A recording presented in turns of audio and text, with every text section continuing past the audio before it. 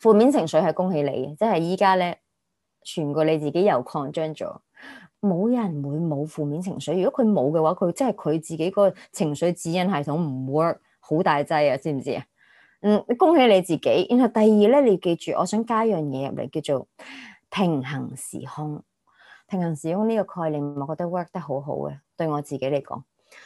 平衡時空呢個概念咧，係你知道嗱，我哋永遠無力嘅嘢咧，都係自己誤以為咧，依家嘅身體啦，或者對方係咩性格咧，無論嗰個對方是誰啊，你要改變嗰個人，又或者你啲 clients 啊，又或者啲社團啦，又或者啲群體啦，又或者你個銀行戶口個數字啦，係真，誤以為就係咁樣，誤以為係 fact，呢個係最大嘅壓力嚟。